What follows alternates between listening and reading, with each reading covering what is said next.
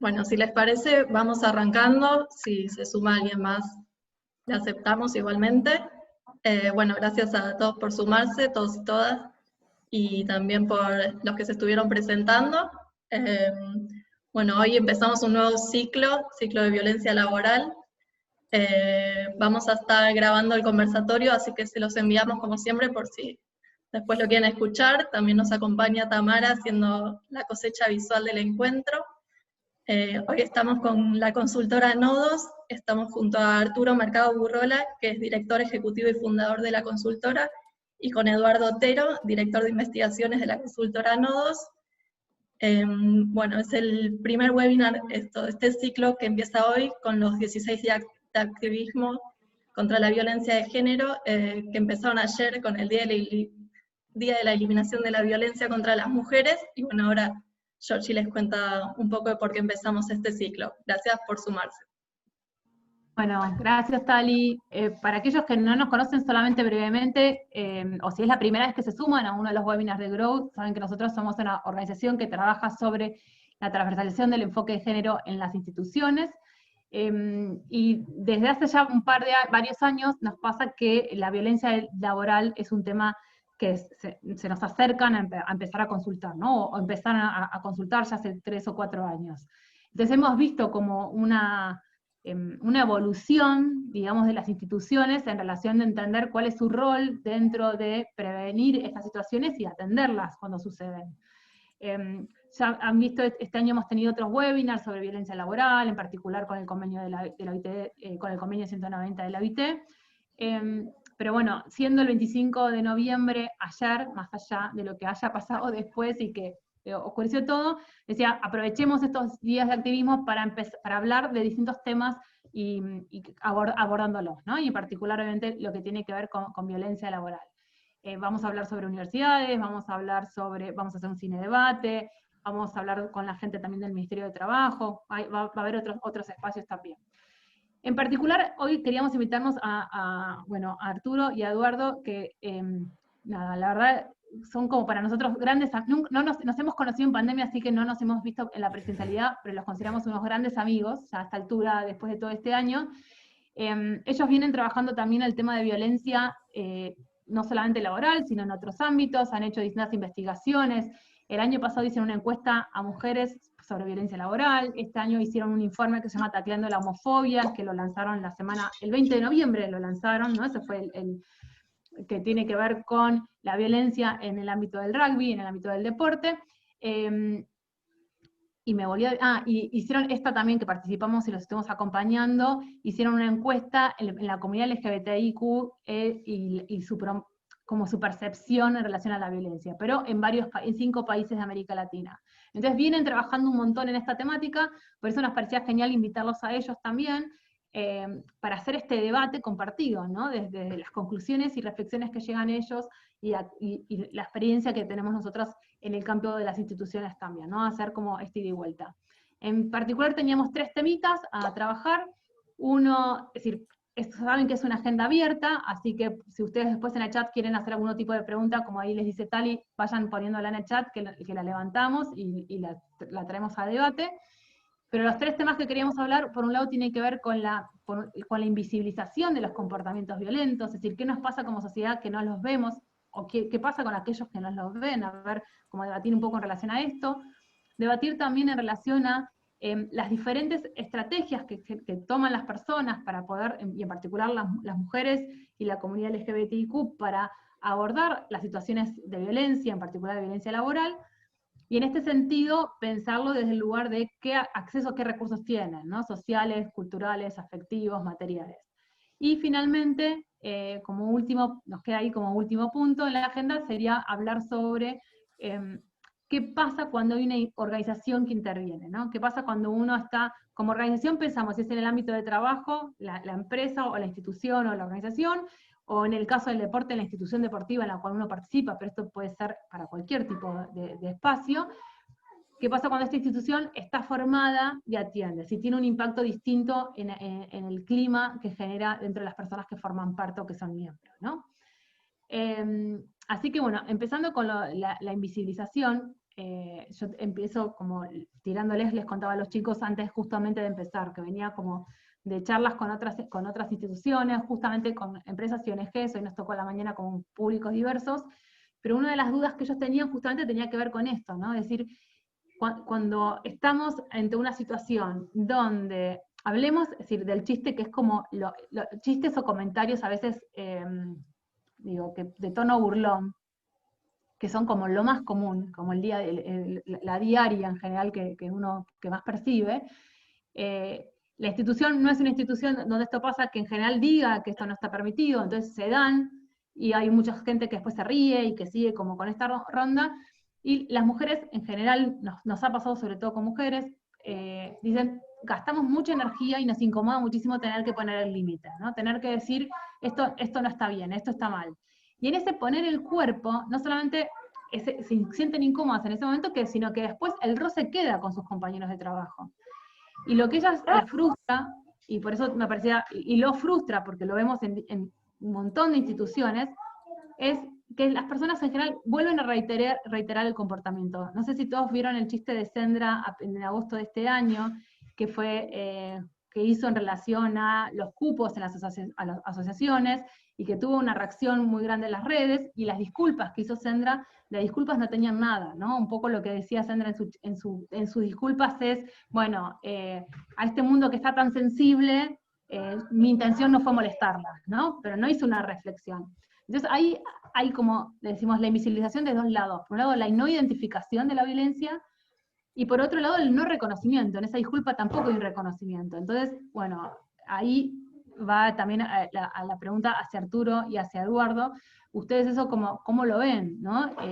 ¿A qué se debe esta falta de reconocimiento de estos comportamientos que después hace que se sostengan en el tiempo? Edu, vos empiezas. Bueno, primero primero más bien agradecerles a ustedes, a Gio, a Thalía, por el espacio, a Grow por abrirnos sus puertas, las puertas de su casa virtual, para poder hablar sobre esto que vamos nosotros hallando a través de las distintas investigaciones. Y nada, Edu, ¿tú quieres primero responder o...?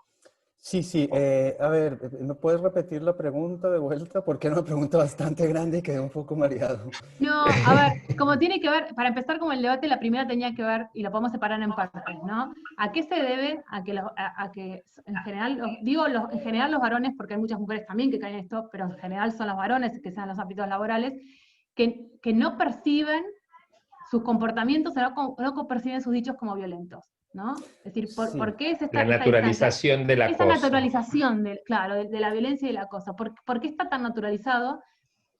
Y otra duda que surgía también es por qué la respuesta ante, si te digo que te pongo un límite, que eso no va más, tu respuesta es, y que digo, esto es en los ámbitos, hemos tenido múltiples casos públicos este año, donde la respuesta es, te molesta a vos, es decir, estás muy sensible, ¿no? No es que no se produce ese proceso de reflexión, de, che, a ver, me están diciendo algo que tengo que cambiar, ¿por qué es tan difícil hacer esa reflexión? Son dos preguntas, Sí, en realidad. a ver, yo voy a empezar por hablar del acoso, ¿no? Y por hablar de lo que es la naturalización de las violencias en relación con, si se quiere, aquellas personas que reciben acoso, ¿no? Y en nuestras investigaciones, como vos mencionabas, Georgina, muchas gracias por esa presentación, y bueno, Italia, que nosotros hicimos un trabajo sobre discriminación en el rugby. Al mismo tiempo, el año pasado hicimos un trabajo de discriminación en el rugby con Ciervos Pampas, que es el primer club de rugby LGBT en Latinoamérica.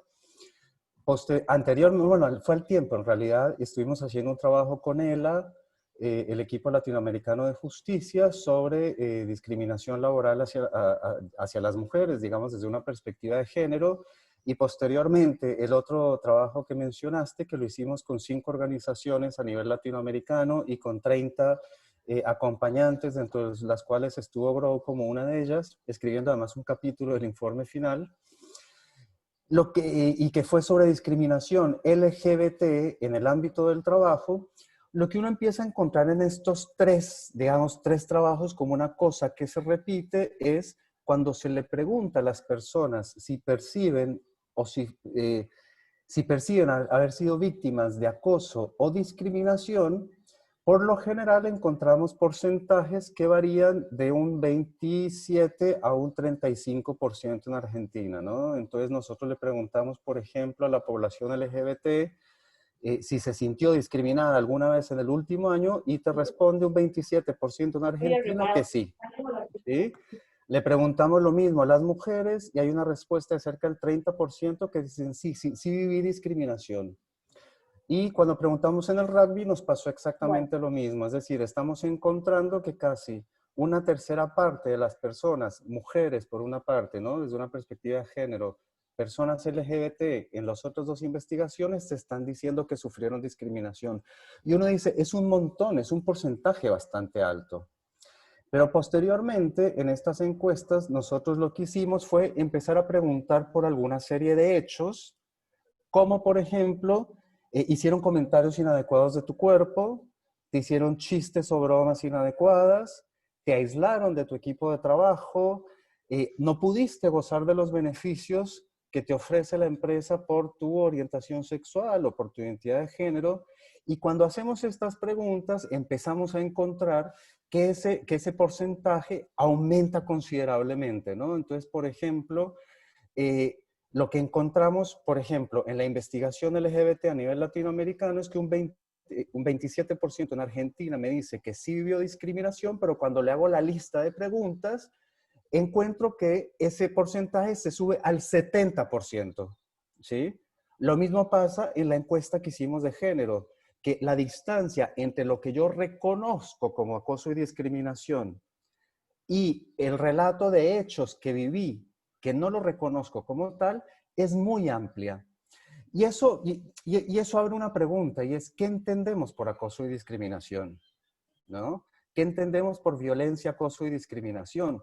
Porque muchas veces la gente te va a decir, bueno, yo lo que entiendo, y es un poco lo que empezamos a encontrar, es que lo que se entiende por violencia, acoso y discriminación se refiere principalmente a lo que es la violencia sexual, ¿no? La violencia física, pero esto que sucede cotidianamente, que se podría decir que son los resquicios del sistema sexo-género, que es aquello que no se ve, ¿sí?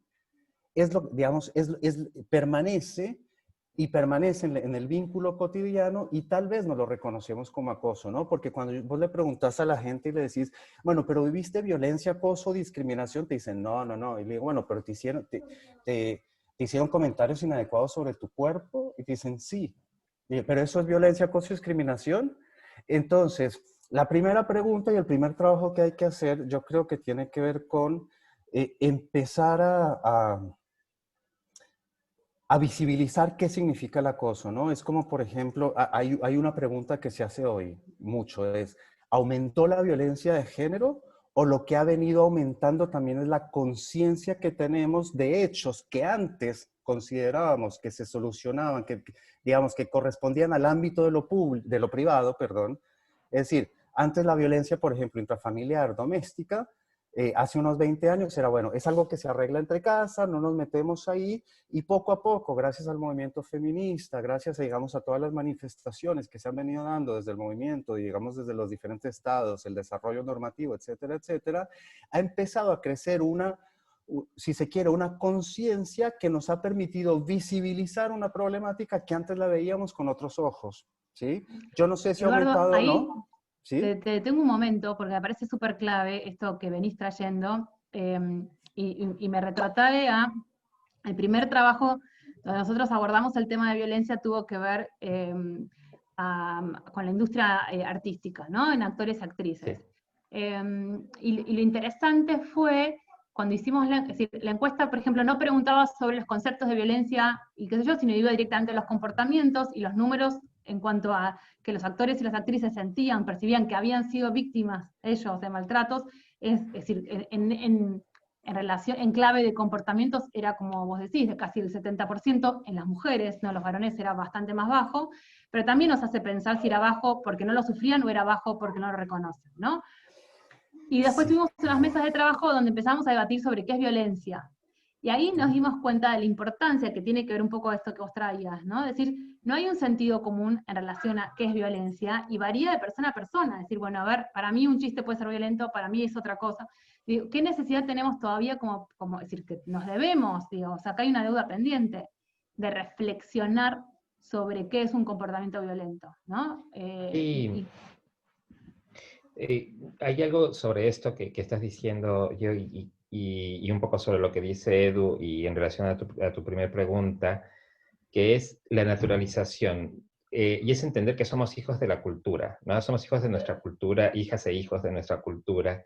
Y si desde chiquitas y chiquitos nos dijeron, uy, qué lindo que te ves, estás más delgado, ¿no? O no te sientes como mujer, eso es de nenas, o no seas maricón, o no sé, una serie de frases que podemos repetir cientos y además los medios las replican, ¿no? Esto de murieron 2 personas y un boliviano, nada. Y una serie de, ¿no? Y todo el tiempo estamos escuchando eso y no, y pasa, ¿no? Nos pasa, pero hay un lugar donde se quedó y un lugar donde lo introyectamos. Creo que esos son los mecanismos de por qué el acoso no es algo que solo generan los otros, sino también nosotras y nosotros lo generamos, ¿no? ¿Qué nos pasa cuando, y esto lo aprendí, yo soy mexicano, cuando y en Argentina, todo un tema con los grupos Roma, con los grupos de gitanos, ¿no? Este miedo a que los gitanos roban niños, ¿no? Fueron construidos, fue construido culturalmente, nadie sabe cómo sucedió, ¿no? Y sin embargo se replicó y eso genera actitudes de acoso, de violencia y de discriminación frente a estos grupos. ¿Cuántas de estas cosas nosotros no replicamos? ¿Cuántas veces no hemos dicho, no seas negro, ¿no? O eso es de negros. ¿Cuántas veces no hemos dicho, uy, estás más llenita, ¿no? Más llenito. ¿Cuántas veces no? O sea, todo el tiempo hay una mirada sobre el deber ser y en esa mirada del deber ser es como vamos construyendo estos microagresiones, estos acosos, ¿no? Estos acosos naturalizados. Esto de es el deber ser. Y creo que eso es lo que se refleja un poco en los datos que da Edu y en estos grupos de reflexión que ustedes hicieron con las actrices. Sobre todo en el tema del teatro, ¿no? La invasión sobre el propio cuerpo, los ejercicios, inclusive de la formación teatral, tiene que ver con ese contacto con los cuerpos, ¿no? Con estas partes como muy a veces invasivas, pero si quieres ser actor o actriz, debes realizar este tipo de ejercicios, aunque te sientas totalmente incómoda o incómodo con el realizarlo, porque es el deber ser, ¿no? Tienes que permitirlo. La institución y la cultura teatral lo valida.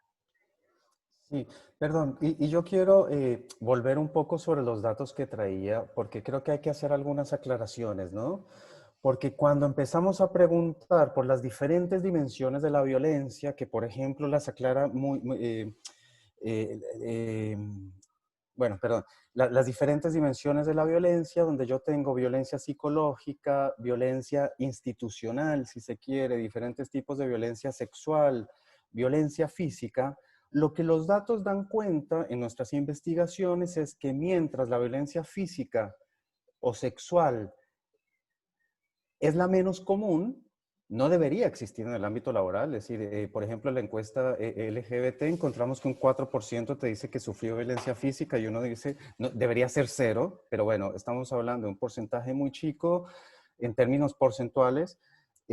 Violencia sexual también generalmente son los porcentajes más chicos y lo que es preponderante en las encuestas es todo aquello que conocemos como violencia psicológica y en algunos casos, dependiendo, digamos, de la perspectiva teórica o simbólica, es decir, y seguida por la violencia organizacional o institucional. Ahora explico esto. La violencia psicológica, que es la que se vive en porcentajes bastante altos, es todo esto que tiene que ver con el vínculo, ¿no? Con cómo nos tratamos, con estas cuestiones que planteamos, por ejemplo, en las organizaciones, que yo siempre lo digo, cosas como todas aquellas tareas administrativas que no tienen dueño o dueña, como si suena el teléfono y no hay nadie, hay que contestar, o hay que organizar el cumpleaños, o hay que comprar el regalo, o hay que hacer tal cosa, generalmente ¿en quiénes caen? En las mujeres que trabajan en ese espacio de la organización. Y uno podría decir que eso es un tipo de violencia en el sentido en el que está reproduciendo los estereotipos en los cuales fuimos criados y criadas y criades en nuestras sociedades. Y en este sentido quiero plantear algo que es importante, y es, cuando hablamos de estas violencias, y esto es algo que la CIDH, que el BID y que, bueno, que diferentes organismos han venido planteando y reclamando, y es, cuando hablamos de violencias, estamos hablando de violencias por prejuicio. ¿Y qué significa hablar de violencias por prejuicio? Significa que yo tengo que ubicarla en prejuicios que están consolidados culturalmente y socialmente, ¿sí? Estamos hablando no de un individuo solo que nace como una, no sé, una palmera sola en la mitad de una isla, sino que hace parte de todo un ecosistema que permite que esa palmera tenga esas características, ¿no? Entonces no es solo la persona que está ejerciendo la violencia, sino toda la sociedad que está colaborando para que ese tipo de situaciones sean repetidas y constantes y que se invisibilicen porque es lo que es, ¿no? Es como si yo digo, bueno, voy a buscar a alguien para planta y yo ya de una vez ya estoy diciendo, bueno, tiene que ser varón, porque nuestra sociedad nos dijo que si es planta tiene que ser varón. O si estoy buscando un cargo de secretaría, entonces digo, es mujer porque es secretaria. Y esos son los estereotipos que hablan y que a veces hablan desde la violencia.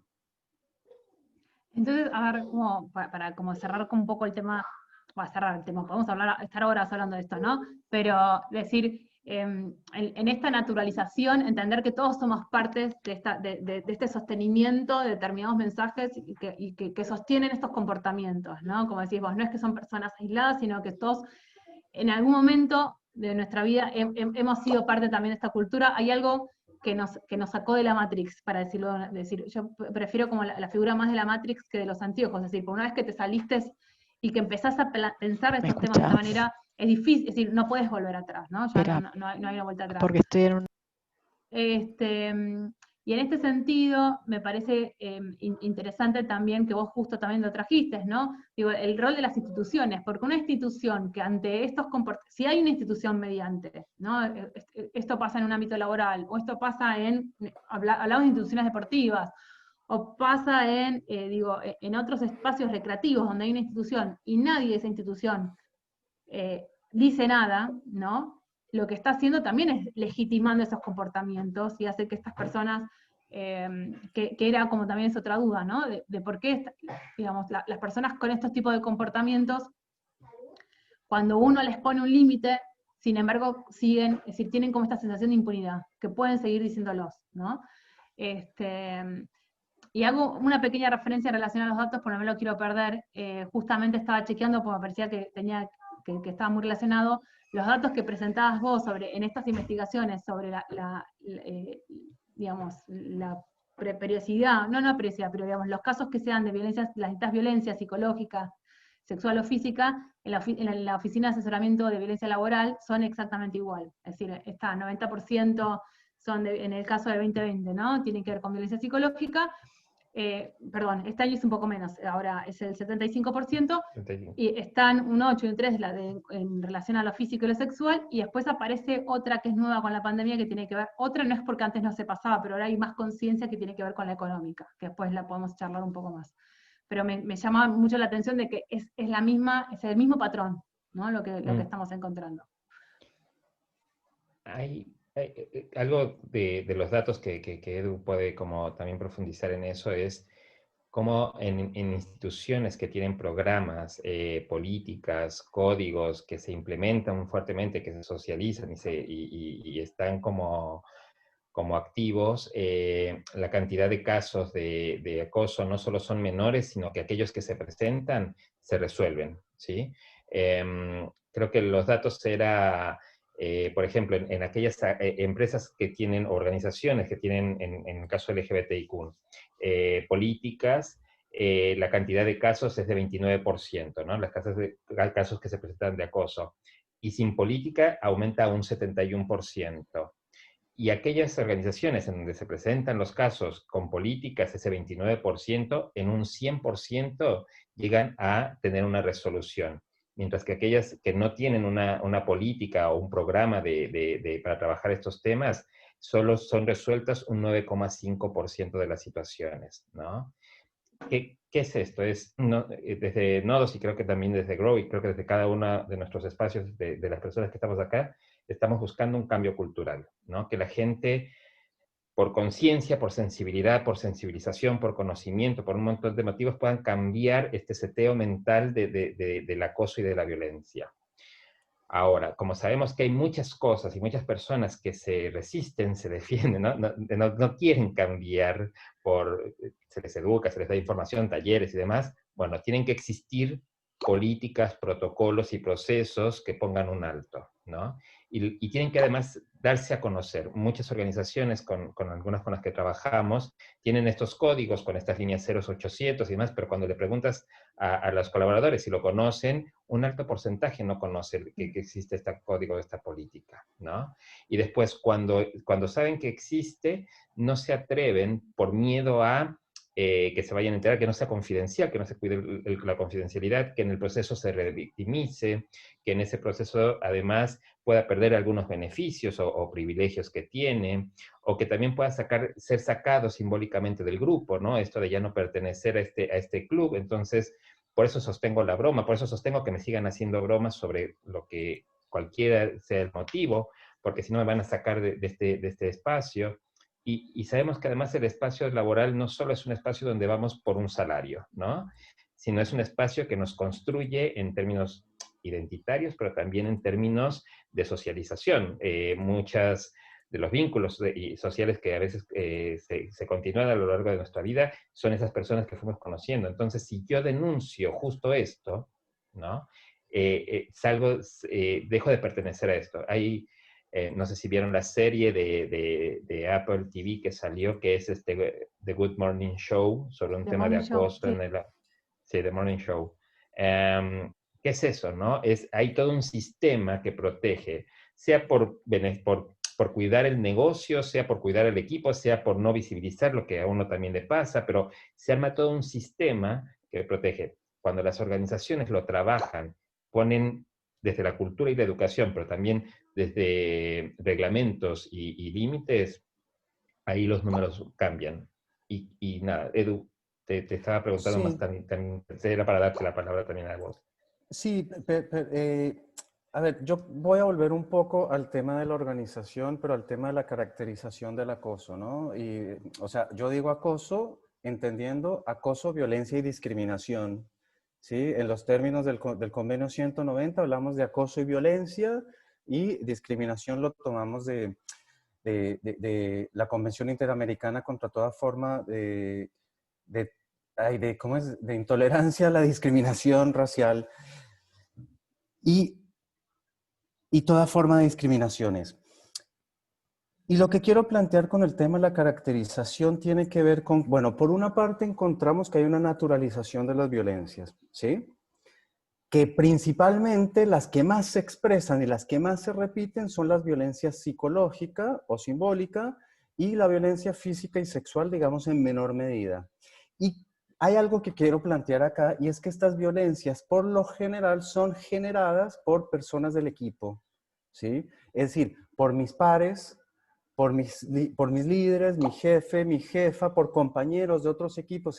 Generalmente se generan en el vínculo.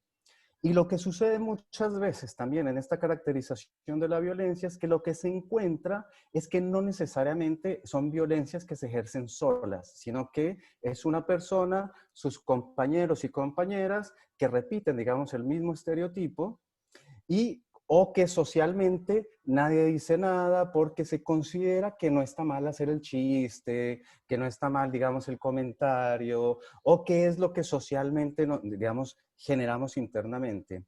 Y por otra parte, que hay algo de lo que no he querido, que no he hablado hasta este momento, vamos a hablar del otro tipo de violencia que nosotros la llamamos violencia organizacional, y es la que genera la organización a partir de sus políticas y prácticas, como por ejemplo puede ser el hecho de no poder gozar de algún beneficio, ¿sí? Como sucede en algunos casos. Les doy un ejemplo de género. En una empresa, una empresa con la que nosotros hemos trabajado creó una licencia de paternidad extendida y empezó a promover el tema del equilibrio espacio laboral, espacio personal, promoviendo la corresponsabilidad. Entonces generan un montón de licencias de paternidad, etcétera, etcétera, las sacan y ningún varón se la toma, ¿sí? Y pasa un año y ningún varón se la toma. ¿Por qué? Porque dentro de la cultura organizacional de esta empresa, un varón que se tome una licencia que tiene que ver con cuestiones del cuidado está mal visto, ¿sí?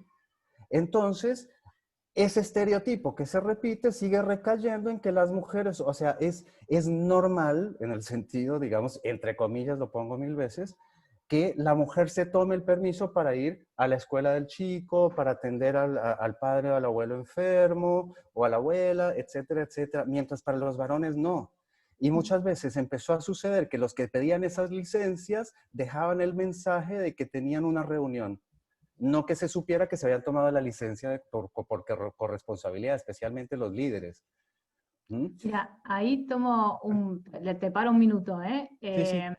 pero para hacer como una reflexión en relación también a lo que los dos están diciendo, que eso también después se los podemos compartir. Nosotros el año pasado armamos lo que llamamos como la ruta del develamiento, ¿no? Entonces mostrábamos qué pasa con una persona que reconoce que está siendo víctima de violencia laboral en una institución donde no se trabaja el tema y en una institución donde sí se trabaja el tema, ¿no? ¿Qué le pasa a la persona? ¿Qué le pasa al grupo? ¿Qué le pasa a la institución? Y donde en general, bueno, en nuestra reflexión va muy de la mano de las conclusiones a las que llegó Arturo con sus números, que me encantan, ya los vamos a empezar a difundir también, porque como creo que esto es clave para trabajar en la prevención, sobre todo, ¿no? Es decir, que nosotros en la práctica hemos visto cuando uno actúa ante situaciones que ya pasaron y no tiene herramientas y no tiene personas que saben cómo actuar o que saben cómo atenderla, y donde en general nosotros como instituciones, a ustedes les debe pasar lo mismo, llegás meses después, no llegás en ese momento, llegás 7, 8, 9, 10 meses después, las relaciones vinculares del grupo ya están rotas. Es decir, la persona que fue víctima ya se quiere ir, la persona que es denunciada no sabe cómo la está mirando el grupo no entiende si el que se fue porque tenía razón o no sé, es decir, como que se empieza a juzgar desde el desconocimiento de qué va la violencia y de qué son las relaciones de poder también, y a todo esto que vos traías, Eduardo, las violencias se dan de compañeros a compañeras también, pero es decir, creo que es clave entender también las relaciones de poder que hacen que una persona en definitiva sienta que puede ejercer determinada violencia y que otras sienta que no puede responder, ¿no? Y tomando ahí un poco también lo que decía el chat, Maris, hay una pregunta que la vamos a responder, pero más adelante, como cómo empezar a construir estos comportamientos. Pero hay una situación que ponían ahí de una empresa en particular donde se hace una denuncia y se protege a la denunciada, ¿no? Hablo de denunciada porque en este caso justamente era una mujer, lo que nos comentan ahí. Y creo que eso es muy común en instituciones que no están formadas, que no empezaron como este camino también de construcción, donde lo primero que se tiende a pensar es que es un conflicto laboral, que como conflicto laboral seguramente que los trabajadores y las trabajadoras hay un problema de desempeño, y entonces su manera de protegerse es denunciar, y lo primero que, digamos, lo primero que se hace es dudar de la legitimidad de esa denuncia, ¿no? Ahí justo, Edu, te había cortado, creo que querías decir algo, seguir con tu reflexión. Nada, me llevaste al tema de la denuncia, pero digamos, yo estaba hablando Dale. del tema de la organización, ¿no? Digamos, Sí. las organizaciones muchas veces por sus políticas, es decir, por acción y por omisión, que esto es algo que es importante que hay que tener en cuenta cuando hablamos de acoso y discriminación. No solo es por lo que hago, sino por lo que dejo de hacer, ¿sí? Para que generan procesos de acoso y discriminación. Y yendo un poco al tema de las denuncias, que es bien interesante y es, si bien tenemos un problema de cierta naturalización de una gran naturalización de las violencias, ¿sí? También hay otro problema y es que el nivel de denuncias por lo general es muy bajo, ¿sí? Porque se considera, por ejemplo, muchas veces la gente considera que acoso y discriminación si es una acción repetida y repetida y repetida, y el el convenio 190 de la OIT aclara que puede ser una única vez o una acción repetida, ¿sí? Entonces estamos hablando en primer lugar de eso. En segundo lugar, esas denuncias no se hacen tal como lo decía Georgina, porque probablemente es mi jefe al que yo quiero denunciar, entonces me da miedo las represalias de lo que puede suceder, porque además he visto casos donde esto ha generado una victimización, una revictimización de la víctima, que muchas veces lo que sucede es que a la mujer que está siendo víctima de violencia de género la separo y la escondo, ¿sí? Revictimizándola, y eso sucede constantemente.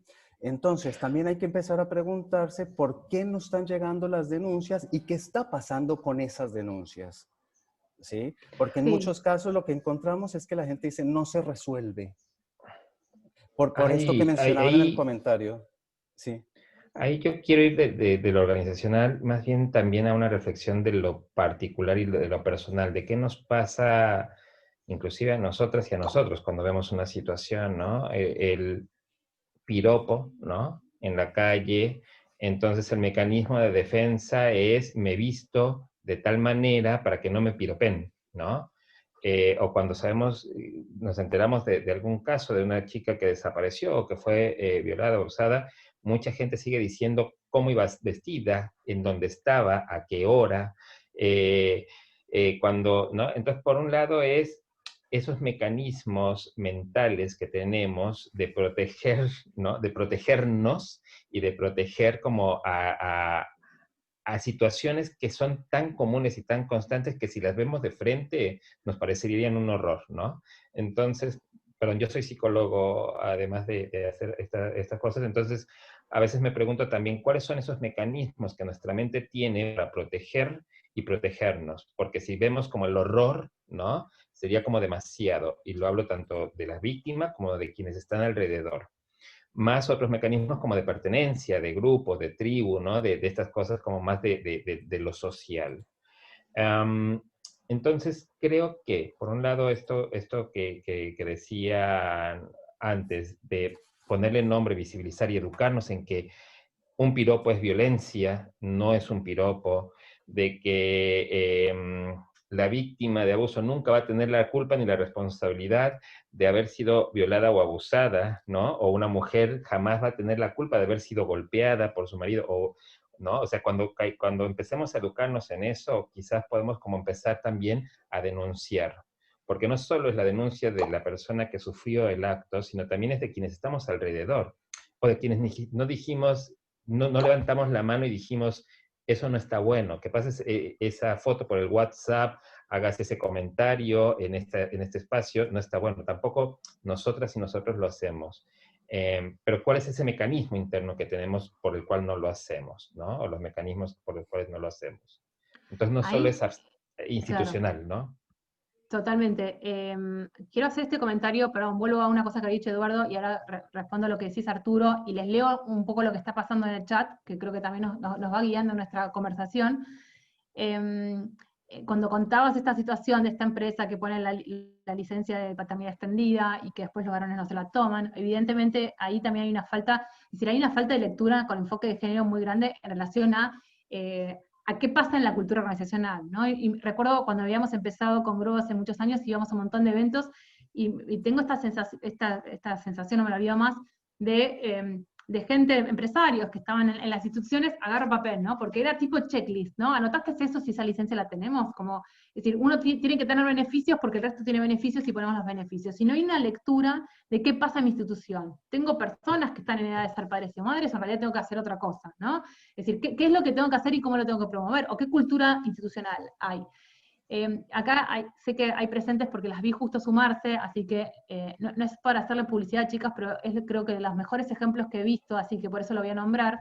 En el caso de Uber Argentina, y creo que es para toda América Latina, que la licencia de paternidad extendida es obligatoria, y tiene que pasar en el primer año de la vida del bebé, ¿no? Entonces es muy interesante porque, sobre todo para los directores, para poder sentar cultura, ¿no? Es como hay un mensaje claro de entender que si quiero cambiar esta percepción de que no es una pérdida de tiempo, sino que en realidad es una inversión y que tenemos que estar todos en el mismo juego, hay que tomársela, ¿no? Y la institución entonces promueve que se la toma, no es que estoy esperando a ver qué pase. Y respondiendo un poco a tu pregunta en relación a Arturo, a lo que decías, y esto lo abro también después para debate, con el peso que tiene la palabra denuncia, digo. Nosotros esto también lo hemos trabajado mucho y en general cuando estamos acompañando a las instituciones al armado de sus protocolos o sus procedimientos, invitamos a pensar qué tanto mejor es usar otra palabra que no sea denuncia, ¿no? Porque si no, denuncia tiene un cargo, como tiene un peso muy grande en relación a lo que va a implicar, al proceso que se inicia, a qué le pasa a la otra persona que estoy denunciando, ¿no? Es decir, porque se piensa en el otro también, en qué le pasa al otro cuando yo denuncio. Y porque tiene también esta carga que decía Eduardo en un momento de la repetición, ¿no? Esta carga de que ¿será tan grave lo que a mí me pasa o no? Antes de darles la palabra, chicos, les leo lo que está pasando en el chat, a ver si llego. Porque, por ejemplo, acá estaba comentando Débora que ante una denuncia en una empresa sobre una denuncia de acoso en una empresa de recursos humanos, en el área de recursos humanos respondió, los juntó a las partes para que arreglen sus cosas, porque seguramente habrás entendido mal, tal vez ese día estabas muy sensible, y ella lo plantea como algo totalmente inadmisible. Bueno, Guido nos trae otra pregunta que la vamos a unir al final para cómo trabajar con las personas que tienen estos comportamientos violentos a nivel de prevención y a nivel de intervención post-denuncia. Karina nos trae este tema, que por ahí también lo podemos trabajar, sobre que son clave las represalias y cómo garantizar que no sucedan. Después también otra persona comentó, denme un minuto que voy bajando con el chat. En su caso, una empresa que trabaja que hay políticas de ética, de no represalias, no hostigamiento. Cuando denuncié le dijeron que hay casos peores, y no hubo investigación porque me dijeron que mi supervisora se preocupaba por mí y quedó en la nada. ¿Cómo se procede en ese caso? Eduardo, Fabiana te pregunta, Eduardo, ¿no te parece que para poder facilitar la denuncia o el tratamiento del tema de la acoso y violencia habría que revisar qué recursos tenemos al respecto y cómo están funcionando? Mira, nos das el pie para lo que sigue. Porque en ocasiones suele ser peor y la persona que padece violencia se encuentra más vulnerada o revictimizada por la institución. Creo que es esto lo que mismo Eduardo traía, ¿no? De que cuando uno no tiene confianza tampoco en el proceso, a ver qué es lo que sucede ahí. Marisa dice que opinión les merece el concepto de mass planning, después lo traemos. Agustina dice, me parece importantísimo el cambio que plantea el convenio 190, ya que una sola situación de violencia es suficiente como para generar y tiene efectos y consecuencias psicológicas, y entendiendo la asimetría del poder. Cintia justamente trae esto que decíamos, muchos protocolos traen la palabra consulta. Y Cecilia trae otras, dice consulta, abordaje, intervención, plan de acción, medidas diversas en relación a la situación que se presenta. Muchas empresas prefieren no hablar del procedimiento, protocolos, prefieren la construcción de guías donde se establezcan pautas y normas de convivencia. Bueno, nada, leímos, esto fue como este era área de consultas. Pero creo que, y para seguir como nuestro hilo, la pregunta que nos puede continuar ahora es esto, claro, que traía Fabiana, como es decir, ¿qué tan bien funcionan esos recursos? Y por otro lado, ¿qué tantos recursos tiene la persona también para poder seguir adelante con estos temas, ¿no? Porque no todas las personas que son víctimas de estas violencias también se sienten en el espacio, en el lugar, para poder llevar adelante la denuncia. Artu, ¿quieres o...? Es como la pregunta que creo que si viera la respuesta, nada, por ahí ya no sería necesario en estos espacios. A ver, quiero primero ir a la segunda parte, que es qué pasa con la persona, ¿no? Los recursos de la persona. Ahí me siento, creo que y acá es importante hablar sobre las interseccionalidades, meter este concepto, ¿no? Cuando hicimos, de nuevo, los datos de una de las investigaciones y preguntamos sobre las personas que habían hecho denuncias y las que no, y las que habían vivido acoso y las que no, empezamos a ver que si las personas eran, por ejemplo, tenían alguna discapacidad, además de su orientación o identidad de género, la evidencia de acoso era mayor, ¿no? Si la persona pertenecía a un grupo indígena o a un grupo afro, la evidencia de acoso era mayor. Si las personas venían de niveles socioeconómicos más bajos y de niveles de estudios más bajos, llámese primaria o secundaria, las vivencias de acoso eran mayor. Pero también otro dato sobre estos grupos es que eran los grupos que menos generaban estas consultas, abordajes, solicitudes de intervención o denuncias. ¿Por qué? Porque los recursos, y estoy hablando de grupos muy específicos, pero los recursos con los que cuentan muchas personas hacen que decidan dar un paso hacia adelante o no. Es decir, ¿qué tanto tengo espalda para poder bancar el proceso? Porque, por ejemplo, para las personas con discapacidad, donde 3 de cada 10 no tienen trabajo, 7 no tienen trabajo, haber conseguido un trabajo es todo un desafío. Y si además lo pierde porque presenta esta denuncia, perdón que siga usando la palabra denuncia, pero bueno, Sí, sí, sí. empieza este proceso, entonces no lo va a encontrar, ¿no? Va a ser más difícil que lo encuentre. Y de nuevo entonces es ir de lo particular hacia lo colectivo, ¿no? ¿Qué hace cómo acompañamos a esta persona para que se sienta segura, ¿no? Que se sienta confiada, que sienta que no solo él, sino también el equipo, el grupo que le rodea puede acompañar, y que tanto la organización da estos mensajes claros de tu voz va a ser escuchada, no importa quién seas. Eso por un lado. Y por otro lado, lo que me resulta como más complejo de entender, y entiendo que además acá hay muchas personas que trabajan en distintas organizaciones, es cómo se hace el cambio cultural. Porque es todo esto que vienes diciendo vos y viene diciendo Edu. Puede existir la mejor política, el mejor protocolo, el mejor código, contratar a la mejor empresa 0800 que cuida la confidencialidad. Pero si no se construye esta cultura de no al acoso y de si sucede, vamos a estar ahí para acompañarte, va a ser muy difícil que lo particular se modifique, ¿no? Que la persona pueda modificarse. Y entonces hay que trabajar no solo interseccionalmente, sino también como muy holísticamente, ¿no? Porque tiene que ser como mucho qué es lo que pasa con la cultura, qué es lo que pasa con la organización, con las personas, con los líderes y las líderes y otros procesos. Sí, perdón, perdón que yo vuelva insistentemente sobre los datos de las encuestas. Obviamente los estoy uniendo las diferentes encuestas que hemos realizado y eso, bueno, siempre resulta en alguna especie de simplificación. Pero lo que empezamos a encontrar con el tema de las denuncias es que no solo no hay un muy bajo porcentaje de denuncias, sino que cuando les preguntamos por qué no las hacían, el porcentaje principal de respuestas es porque no lo consideré necesario, ¿no? Es decir, por una parte lo que estamos diciendo es, hay gente que cree, o muchas mujeres y personas LGBTIQ, según nuestras investigaciones, que nos están diciendo, bueno, viví todo esto, pero no es necesario. Bueno, porque era el chiste, bueno, porque era el comentario, o porque, bueno, ya estoy acostumbrado o acostumbrada. Y por otra parte, el segundo porcentaje, cuando se pregunta por qué no hizo la denuncia, la gente te dice porque no confío en los canales, ¿no? Entonces, en ese sentido, por una parte, es trabajar en el reconocimiento de las violencias y el acoso, ¿sí? Por otra parte, es trabajar en los recursos, como dice Fabiana muy bien, hay que revisar esos recursos para garantizar que tengan una perspectiva de género, ¿no? Para garantizar que tengan una perspectiva de diversidad sexual, porque, no sé, por ejemplo, pasa en un caso de una empresa que estamos trabajando, los mecanismos de denuncias, el equipo de denuncias lo conforman el director de la empresa. Entonces dicen, bueno, pero aquí no recibimos denuncias. Y bueno, tal vez está mal diseñado el proceso, ¿sí?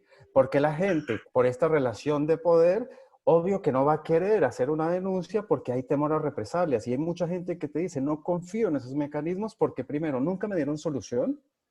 Segundo, fui revictimizada, ¿sí? Hubo represalias digamos, contra mí y no me sentí protegida, ¿sí? Entonces es revisar las políticas de la empresa, trabajar en el reconocimiento del acoso y teniendo en cuenta que como son los vínculos, es trabajar también con esos vínculos porque es una cuestión social. Y esto es algo que nos pasa a muchos de nosotros y nosotras. No sé si, yo estaba mirando un poco las caras y veo caras conocidas.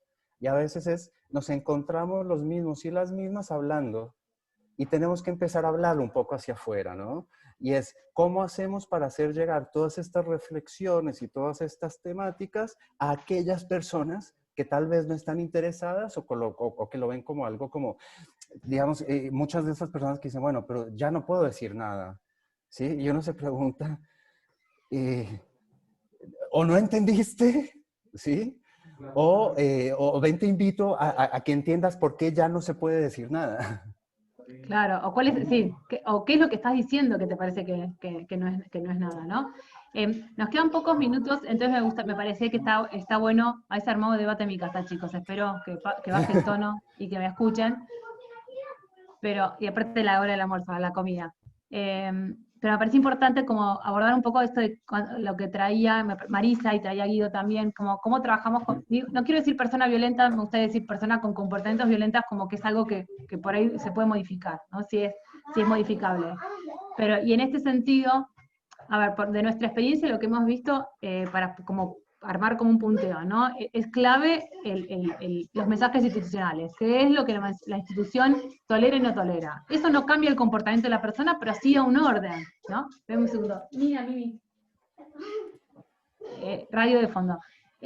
Otro punto tiene que ver con decir, bueno, a ver, ¿cómo hacemos para generar estos diálogos, estas reflexiones? Tomando, Eduardo, también lo que vos traías ahora, ¿no? Es decir, a ver, si consideramos que esto es un cambio de paradigma, que nos pasa en un momento donde todos somos personas adultas, que no estamos transitando un espacio educativo, entonces, ¿cómo aprendemos que esto no va más? ¿Cómo aprendemos que estos comportamientos no deben seguir sosteniéndose? Digo, porque las nuevas generaciones, algunas en la escuela lo están trabajando, no quiero decir que todas lo están trabajando, ¿no? Pero se está produciendo un cambio cultural en ese sentido, pero a los adultos no les llega.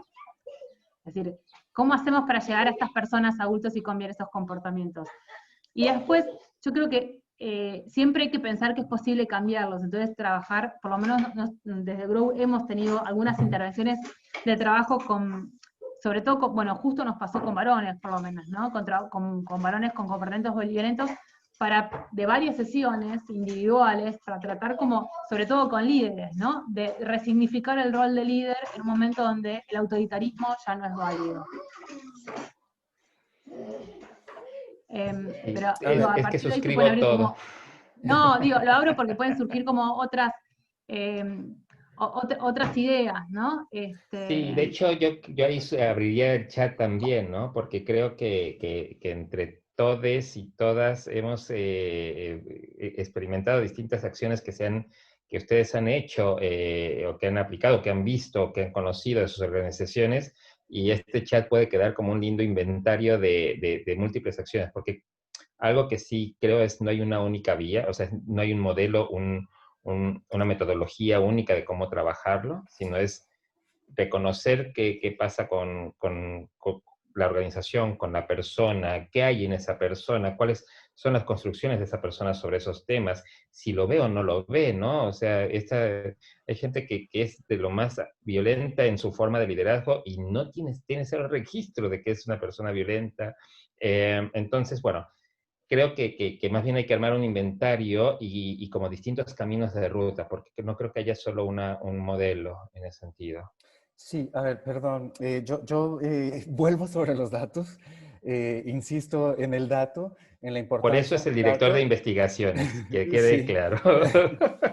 Y las investigaciones que hemos realizado, digamos, empezamos después a hacer una serie de preguntas, ¿no? Si en la empresa en la que trabajas cuenta con políticas, ya sea LGBT o con políticas ya sea antiacoso y violencia de género, etcétera, etcétera. Y lo primero que encontramos es que no es una práctica común en todas las organizaciones, ¿no? Estamos hablando de porcentajes cercanos al 30% o menos, que son porcentajes bastante bajos en términos de lo organizacional.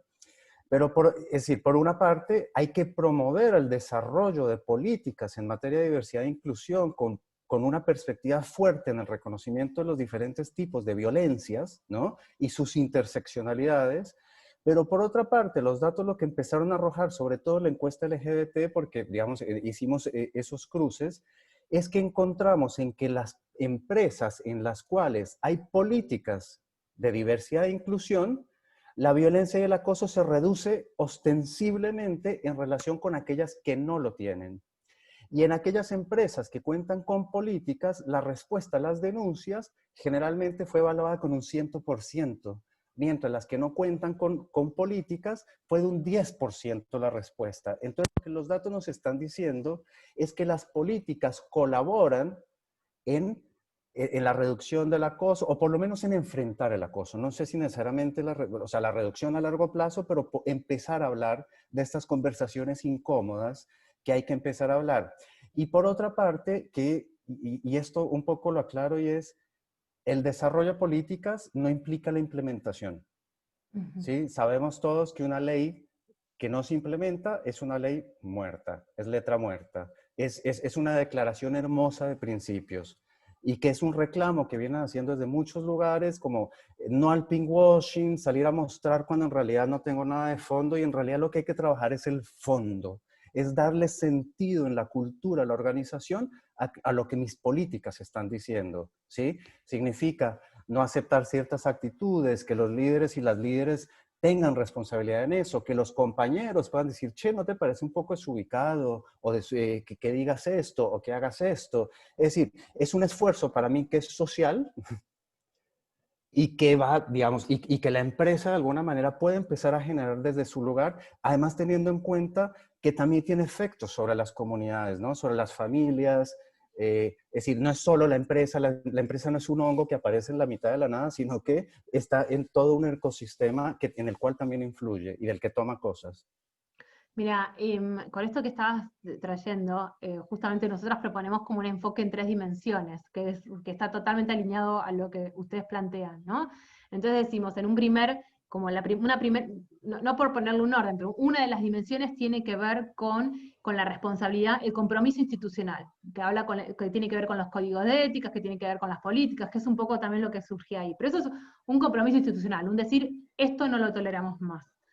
Otra dimensión que es más a largo plazo es justamente con la transformación cultural, estos espacios de sensibilización, de diálogo que se hablan, donde decís, bueno, tenemos que poner en la mesa estos temas, porque si no, pasan como el caso que nos comentaban por el chat, que existe la política, pero después vos existe el canal, vas a denunciar, y la respuesta es, nada, no se entiende la respuesta. La respuesta es, esto no es tan grave, es no entender el problema, ¿no? No se produce esa apropiación de estos conceptos.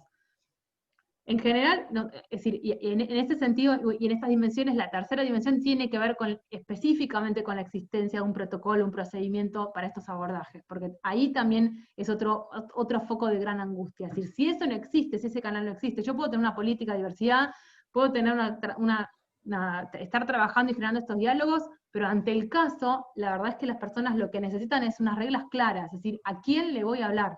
¿Y qué es lo que va a pasar? Porque también es eso, también creo que ayuda a la no denuncia. Es decir, uno no confía en el sistema porque tampoco sabe de qué va el sistema. Es decir, ¿cuándo me van a responder? ¿Quién lo va a analizar? ¿Con qué responsabilidad se va a tomar todo ese análisis? ¿No? Pero son importantes que estas 3 dimensiones estén alineadas para que sea efectivo, en definitiva, este abordaje. Si no pasa como muchos de los casos que nombraron acá, me acuerdo de este en particular que contaban de, bueno, lo tuyo no es tan grave, o esa mediación de juntar a las partes para que hablen porque seguramente así lo resuelven, y no entender tampoco de qué van las violencias, ¿no? Y de qué van las relaciones asimétricas de poder. Estamos en hora, así que no quiero ser con la que me quede con la última palabra, y les quiero, bueno, agradecer a todos y todas la participación, pero bueno, Arturo, Eduardo, dejarlos los últimos minutos a ustedes también para que nos dejen alguna reflexión de este tema que evidentemente da para seguir charlando más y que vamos a generar como otros espacios de conversación. Bueno, yo dejo las palabras finales a Edu. Yo solamente volver a agradecer que nos abrieron estas puertas, y reconocer que hace unos años estos espacios donde hay tantas personas escuchando, asintiendo con la cabeza, sabiendo que ellas no solo han visto estos temas, sino también están trabajando en estos temas, hubiera sido impensado, ¿no? O sea, hay cosas que están modificándose, pero que necesitamos acelerar, ¿no? Porque estos temas que estamos hablando implican el sufrimiento de muchas personas, y tenemos que acelerar porque es importante que nadie sufra por ser quien es, y sobre todo menos en las organizaciones en las que participan. Así que nada, a meterle pata, que todavía nos falta un montón, y que cuentan con nosotros y nosotres, y los datos sobre todo, que están ahí disponibles para lo que necesiten. Y a Edu le doy Dale, a ver, y un poco lo que yo quiero tal vez empezar a plantear es que cuando hablamos de violencia, acoso y discriminación, tenemos que hablarlo primero en plural, ¿no? De violencias, acosos y discriminaciones, ¿no? Porque no hay un solo tipo de violencia, no se aplica, digamos, una sola. Yo no soy, digamos, yo no puedo ser víctima solo de una, sino que tal vez por ser gay colombiano de cierta edad, antropólogo, yo soy ese paquete completo y muchas veces, digamos, el vínculo se da en relación con ese paquete completo, ¿no? Y también entender que en este espacio agotar la discusión sobre lo que, lo que son las violencias, los acosos y las discriminaciones, aquí es apenas abrir el paraguas y probablemente hay muchas cosas de las que no hablamos, ¿no? Y entender sobre todo que hacen parte de un sistema social y de un sistema social que implica que lo queremos cambiar. Y yo me voy a ir simplemente para plantear como cierre algo y tiene que ver con muchas veces los hombres que, o ciertos varones y aún ciertas mujeres que te dicen, bueno, pero yo con el feminismo no voy, porque las feminazis lo que quieren ahora es acabar con los varones e implantar no sé, un gobierno de las mujeres.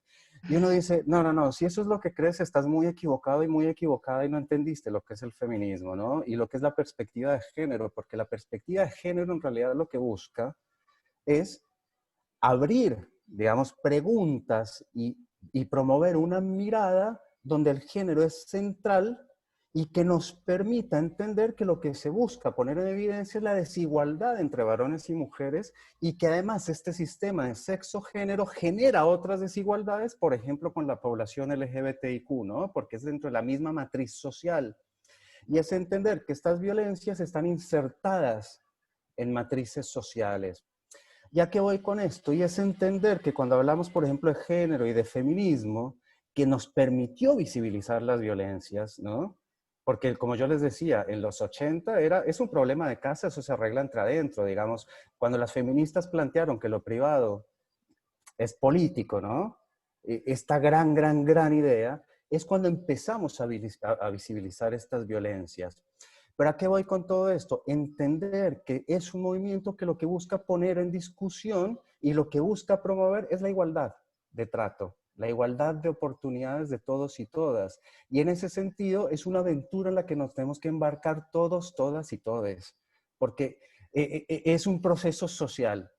Y yo creo que una de las cosas que hay que hacer es involucrar a aquellas personas que no se quieren involucrar.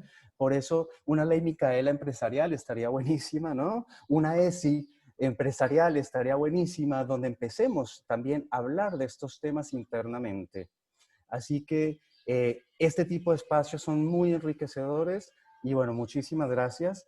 E insistir en algo, ¿no? El desarrollo de políticas es muy importante, pero también la coherencia que tengan esas políticas y reconocer que el proceso de transformación organizacional es un proceso en el cual vamos llegando poco a poco. No es que yo instalé la política, hicimos así, ya nos volvimos abiertos, ¿no? Es un proceso que se va dando y que son diferentes aprendizajes. Así que, nada, esto es invitarles a que nos montemos en estos procesos y en estas hermosas aventuras. Bueno, muchísimas gracias, chicos, y bueno, al resto les vamos a compartir el audio, vamos a compartir, bueno, la cosecha de Tamara, que ahí la están viendo, todas las investigaciones que se nombraron también, y seguramente vamos a hacer algún carrusel en Grow, chicos, con sus datos, porque nada, nos parece clave para trabajarlos y visibilizarlos más. Así que bueno, vamos a compartirles todo eso. Y queda abierta y después obviamente la agenda para las siguientes violencias. Así que bueno, mil gracias. Gracias. Gracias, muchas Muy gracias. buena tarde. Adiós.